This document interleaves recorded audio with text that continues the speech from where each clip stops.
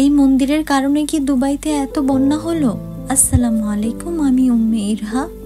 কিছুদিন ধরে সোশ্যাল মিডিয়াতে একটাই কথা যে দুবাইতে যে নতুন মন্দিরটা বানানো হয়েছে, তো এই জন্যই এরকম বন্যা হয়েছে।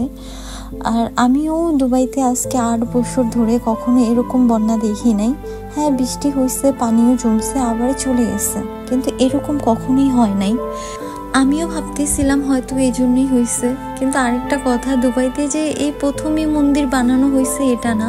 দুবাইতে আমি অনেক মন্দির দেখছি, ওখানে কিন্তু অনেক টাইপের মন্দির আছে, শিব মন্দির আছে, কালী মন্দির আছে, দুর্গা, আমার এতটা আইডিয়া নাই, কিন্তু আমি অনেক ধরনের মন্দির ওখানে আমি দেখছি, সেটা অনেক আগে, তো এখনো আছে অবশ্যই। কিন্তু এখন কথা হলো, এটা কি এই যে নতুন যে মন্দিরটা বানানো হয়েছে এই জন্য কি এরকম বন্যা হয়েছে? তো যেখানে যাচ্ছে সবাই একটাই ভিডিও বানাচ্ছে দুবাইতে নতুন যে মন্দিরটা হয়েছে ওটার জন্য এরকম হয়েছে।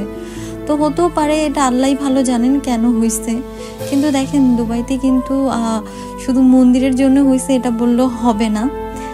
দুবাইতে কিন্তু আপনারা যারা থাকেন আপনাদের আইডিয়া আছে, বা যারা থাকেন না তাদেরও কিছুটা হলেও আইডিয়া আছে। দুবাইতে কিন্তু ক্লাব আছে, তারপরে ডান্স বার আছে, ডিস্কো আছে। তো ওখানে অনেক খারাপ কাজ চলে মেয়েদেরকে নিয়েও।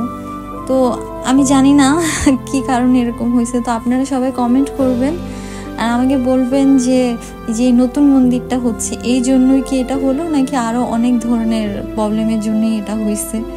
তো আপনারা সবাই ভালো থাকবেন, আর আমার চ্যানেল সাবস্ক্রাইব করবেন, লাইক কমেন্ট করবেন, আর অবশ্যই কমেন্ট করতে আপনারা ভুলবেন না, আমাকে জানাবেন যে এই প্রবলেমটা কেন হয়েছে। সবাই যে ভিডিও বানাচ্ছে এটা কি এই মন্দিরের কারণে নাকি অন্য কোনো কারণে। তো ওকে, ভালো থাকবেন, আল্লাহ হাফেজ।